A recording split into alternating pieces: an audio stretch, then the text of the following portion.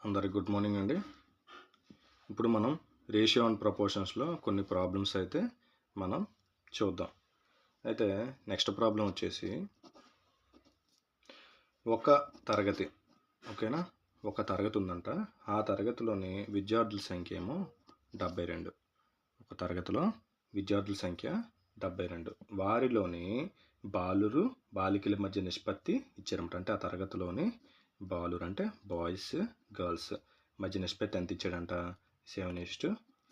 అయితే ఏం అడిగాడంటే బాలురు సంఖ్య బాలికల సంఖ్య కన్నా ఎంత ఎక్కువ అని అడిగాడు అనమాట. అది క్వశ్చన్. బాలురు సంఖ్య బాలికల సంఖ్య కన్నా ఎంత ఎక్కువ అని అడిగాడు. ఇటువంటప్పుడు ఇలాంటి క్వశ్చన్స్ ఫ్రేమ్ చేసేటప్పుడు మనం ఏం చేయాలంటే 7కి 5, 7లోంచి 7కి 5 మధ్య డిఫరెన్స్ ఎంత వచ్చింది అని మనం చూసుకోవాలన్నమాట. 7కి 5కి మధ్య డిఫరెన్స్ ఎంత అండి? 2. సో మనకి ఈ ఈ క్లాసులో ఉండే మొత్తం విద్యార్థుల సంఖ్య 72 కదా. ఇక్కడ 72 వేసుకోవాలి, ఓకేనా. 72 వేసుకోవాలి. అయితే ఆ క్లాస్లోనే కదా మన బాలురు గర్ల్స్ ఉన్నారు కాబట్టి 7, 5 ఎంత? 7 + 5 ఎంత? మొత్తమే కదా. 7, 3, 10, 12 అంటే 12 మొత్తం మంది ఉన్నమాట. 12కి 72 వేసుకోవాలి. నెక్స్ట్ ఆడేమడిగాడంటే క్వశ్చన్లోని బాలురు సంఖ్య బాలికల సంఖ్య కన్నా ఎంత ఎక్కువ అంటే దీనికి మనం కట్టాలి. అడిగేది ఏంటంటే బాలురు సంఖ్య అని అడగలేదు, గర్ల్స్ సంఖ్య అని అడగలేదు, కానీ రెండింటికి మధ్య డిఫరెన్స్ అడిగాడు అనమాట. ఆ డిఫరెన్స్ అడిగాడు కాబట్టి డిఫరెన్సే మనం కనుక్కోవాల్సిన అన్నోన్ అనమాట. సో ఇప్పుడు ఎంత? క్రాస్ మల్టిప్లికేషన్ చేస్తే 2 × 72/12. 12 ఒకట్ల 12 ఆరుల 72, 6 ఏళ్ళ 12. సో ఎంత ఎక్కువ అంట? 12 మంది ఎక్కువ అట. 12 మంది ఎక్కువ అంటే క్లాసులోని 72 మంది ఉంటే ఆ 72 మందిలోని బాలురి సంఖ్య బాలికల సంఖ్య కన్నా 12 మంది ఎక్కువ ఉందని మనకి ఆన్సర్ వచ్చింది. ఇప్పుడు ఇదే క్వశ్చన్లోని మనం ఎంత బాలురు ఉన్నారో ఎంత గర్ల్స్ ఉన్నారని మనకు తెలిసిపోద్ది అనమాట. సో ఈ 12 మంది ఎక్కువ కాబట్టి ఓకే,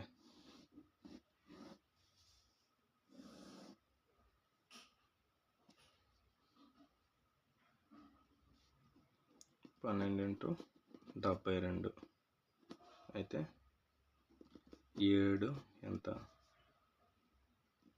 7 × 72/12. 12 ఒకట్ల 12, 6 7 42, 42, 12 × 72, 5 ఎంత? 72 × 5/12, 12, 6, 30. ఓకే, ఎంత గ్యాప్? 12 మంది. సో మనకు అర్థమైంది కదా. ఇలా అయినా చేసుకోవచ్చు. ఇదైతే షార్ట్ కట్. ఇప్పుడు ఈ 12 మంది అనేది షార్ట్ కట్. లేదంటే బాలురు సంఖ్య బాలికల సంఖ్య కన్నా ఎంత ఎక్కువ అంటే ఇప్పుడు మళ్ళీ బాలురు సంఖ్య కట్టాలి, బాలికల సంఖ్య కట్టాలి, రెండింటి మధ్య డిఫరెన్స్ చూడాలి.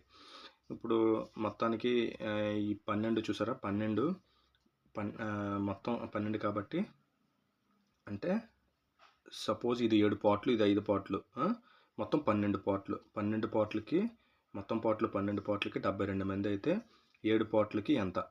ఓకేనా. 7 పార్ట్లు అనేవి ఏంటి? 7 పార్ట్లు అనేవి బాయ్స్ అనమాట. అలాగే 12 పార్ట్లకి 72 మంది అయితే గర్ల్స్ అనమాట. 5 పార్ట్లకి ఎంత?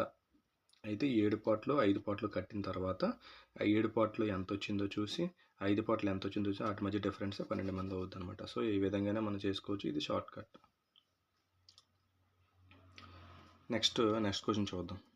నెక్స్ట్ క్వశ్చన్ ఏంటంటే ఒక పట్టణం యొక్క జనాభా, అంటే ఒక పట్టణం ఉందంట, ఏదో సంథింగ్ ఒక పట్టణం యొక్క జనాభా ఇచ్చాడు 13,200. అయితే పట్టణం జనాభా ఇచ్చాడు. అందులో చదువుకున్న వాళ్ళు ఉంటారు, చదువుకోలేని వాళ్ళు ఉంటారు కదా.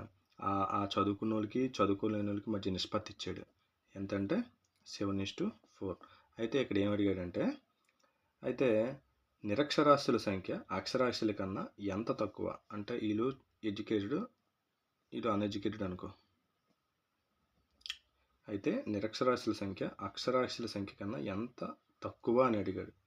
తక్కువ అంటే డిఫరెన్స్, అంతేనా. అంటే 7లో 4 తీస్తే ఎంత? 3. 3కి కట్టాలన్నమాట మనం, ఓకేనా. మొత్తం ఇచ్చాడు కాబట్టి 7 + 4 ఎంత? 11. 11కి 13,200 అయితే 3కి ఎంత? క్రాస్ మల్టిప్లికేషన్ చేస్తే 3 × 13,200/11.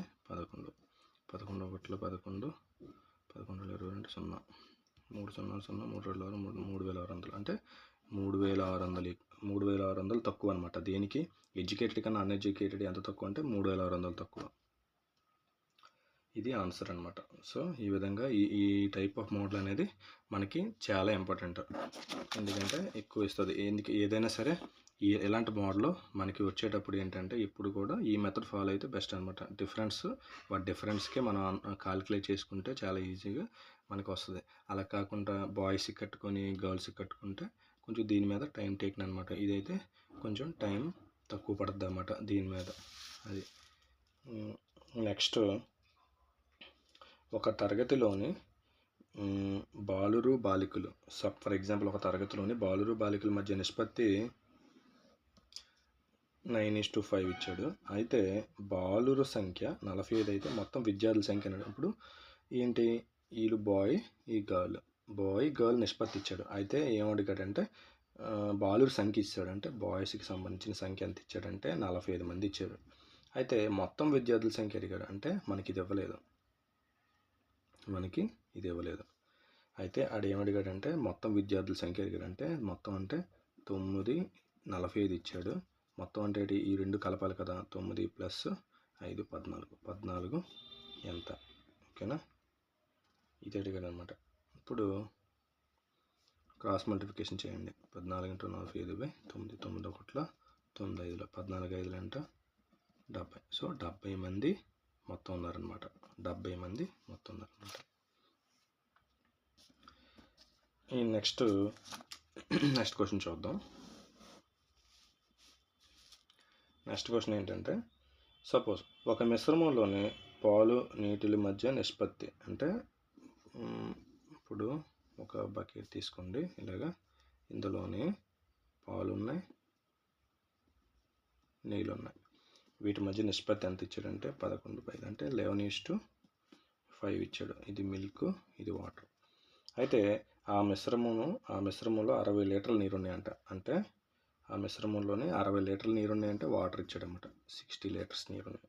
అయితే మొత్తం మిశ్రమం ఎంత అని అడిగాడు. ఇప్పుడు అంటే 5 పాట్లు వచ్చేసి 60 లీటర్లు అంతే కదా. 5 పాట్లు ఏంటి, వాటర్కి సంబంధించినది.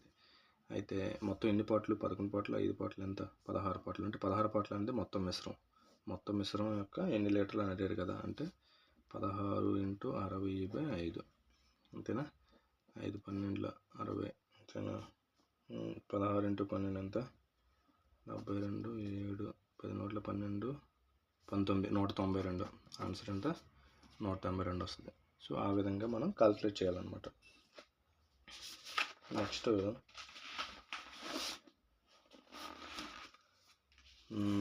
ఒక తరగతిలోని ఇది కూడా సేమ్ ప్రాసెస్. ఇది ఒక మోడల్. ఇంకోటి చూద్దాం. టీవీ స్కూటర్ ధరల యొక్క నిష్పత్తి. టీవీ ఇచ్చాడు, స్కూటర్ ఇచ్చాడు. టీవీ స్కూటర్ ధరల మధ్య నిష్పత్తి ఎంత అంటే 5:12 ఇచ్చాడు.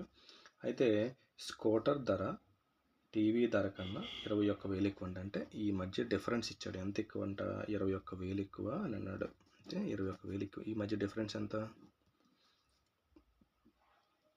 12లో 9 తీస్తే ఎంత వస్తుంది, 7. అంటే ఆ డిఫరెన్సే మనకి 21,000 అనమాట. డిఫరెన్స్ ఇచ్చాడు. అయితే ఏమడిగాడంటే టీవీ ధర ఎంత అడిగాడంటే దీని ధర ఎంత అడిగాడు అనమాట. ఇది క్వశ్చన్ మార్క్. అంటే ఎన్ని పాటలు ఉన్నాయి, 5 పాటలు. అంటే 7 పాటలు గ్యాప్ కదా ఇది గ్యాప్. 7 పాటలు 22 అయితే 5 పాటలు ఎంత, 5 × 21,000/7 7 1 7 3 21 అంటే 3,000 అంటే 15,000. ఆన్సర్ ఎంత, 15,000. టీవీ ధర ఎంత అంటే 15,000 వస్తుందన్నమాట. సో ఈ విధంగా మనం కాల్కులేట్ చేయాలి. సో నెక్స్ట్ ఇంకో ప్రాబ్లం చూద్దాం. 400 రూపాయలు ఇచ్చాడు. 400 రూపాయలు ఎంత, 400 రూపీస్. అయితే దీన్ని ఏమంటున్నాడంటే ఏబీలకు 5:3 నిష్పత్తులు పంచాడంట. అంటే ఏ ఉంది, బి ఉంది, 5:3 నిష్పత్తిలోని ఈ 400 రూపాయలు పంచాడంట. అయితే ఏ వాటా ఎంత అని అడిగారు. ఏ వాటా ఎంత వస్తుంది. సపోజ్ ఇది మొత్తం కాబట్టి 5 3 ఎంత, 8. అంటే 8 పాటలు 400 అయితే 8 పాటలు 400 అయితే ఏ వాటా అడిగాడు కాబట్టి ఏ వాటా ఎంత, 5 పాటలు కదా. 5 పాటలు ఎంత అంతే. క్రాస్ మల్టిప్లికేషన్ చేస్తే 5 × 400/8 8 1 8 50 ఎంత, 250 రూ. 50 ఏ వాటా వస్తుంది అనమాట. అంతే సింపుల్గా మనకి ఈజీగా వస్తుంది. ఇప్పుడు నెక్స్ట్ ఇంకోటి ఏంటంటే మొత్తం మనకి రూ. 750 ఇచ్చాడు. రూ. 750 కూడా ముగ్గురు పంచుతున్నాడు. ఎవరెవరు పంచుతున్నారంటే ఏబీసీలకి పంచుతున్నాడు. ఏ నిష్పత్తిలో పంచుతున్నాడంటే రూ. 750 7:5:3 ఏంటంటే ఏబిసి. అయితే సి వాటా ఎంత అని అడిగాడు. ఇది అన్నాను, సి వాటా ఎంత అని అడిగాడు. అయితే మొత్తం ఎంత 7, 3, 10, 5, 15 కదా. 15 పాట్లు 750 అయితే రూ. 750 అయితే మన సి అడిగాడు కాబట్టి 3 పాట్లు ఎంత అంతేనా. క్రాస్ మల్టిప్లికేషన్ చేస్తే 3 × 750/15 15 1550 150 ఓకేనా. సి వాటా ఎంత అంటే రూ. 150 అన్నమాట. సో ఈ విధంగా ఈ మోడల్ అనేది మనకి చేయాలన్నమాట. నెక్స్ట్ ఇంకో క్వశ్చన్ ఉంది. 2600 రూపాయలు ఇచ్చాడు. 2600 రూపాయలు ఇచ్చాడు. అయితే 2600 రూపాయలని కూడా ఒక ఏబీసీలకి పంచాడు అన్నమాట. ఏ విధంగా పంచాడంటే 1/2 ఈస్టు 1/3 ఈస్టు 1/4 నిష్పత్తిలో పంచాడు అనమాట. ఇటువంటి ఎలాగొచ్చినప్పుడు ఏ విధంగా చేయాలంటే ఇది విలోమ నిష్పత్తిలో ఉంది కాబట్టి మామూలుగా తీసుకొని రావాలి. వీటికి కాసా కట్టాలి. 2కి 3కి 4 కాసా ఎంత అవుద్దంటే 2 1 2 2 2 4 3 తెగదు కాబట్టి అలా వేసుకోవాలి. ఓకేనా. ఏవి తెగవు కాబట్టి 2 3 6 6 12 ఓకేనా. 12 అనమాట కసాగు 12. సో 12 అయితే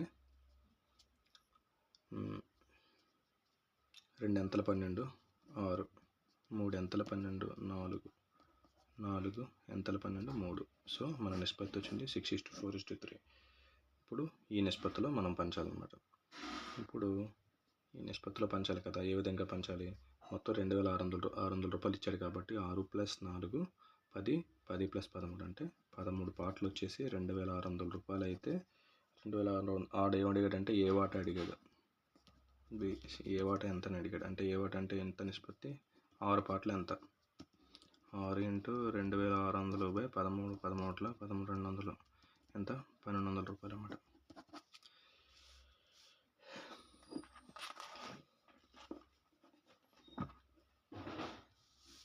ఈ విధంగా మనకి ప్రాబ్లమ్స్ అనేవి చేయాలన్నమాట. ఇంకా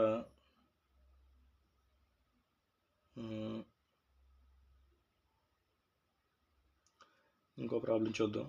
అయితే కొంత డబ్బు అయితే ఉంది. కొంత డబ్బునంట ఏబీసీలకి పంచాడంట. 5:4:3 నిష్పత్తిలో పంచాడంట. అయితే ఏ వాటా 600 అయితే మొత్తం సొమ్ము ఎంత అని అడిగాడంటే ఇందులోని వాటా ఇచ్చాడు. ఏ వాటా ఎంత 600 రూపాయలు అయితే అంటే 5 పాట్లు 600 రూపాయలు అయితే మొత్తం ఎంత అంటే 5 4 9 9 3 ఎంత 12 పాట్లు ఎంత అంతే కదా.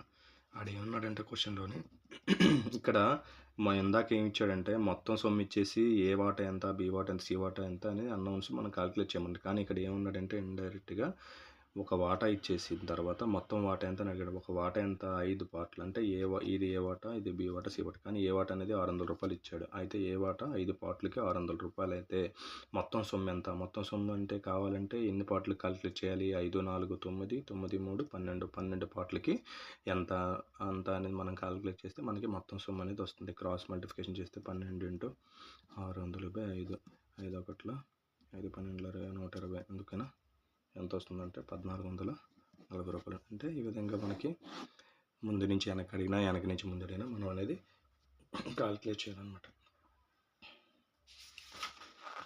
ఇంకా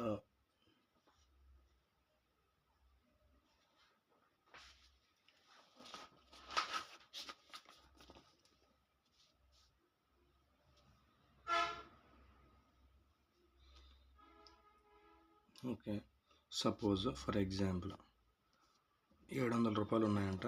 700 రూపాయలు ఉంటే 700 రూపాయలని ఏబీసీలకి పంచాలంట. అయితే ఏబీ వాటా ఎంత ఇచ్చాడంటే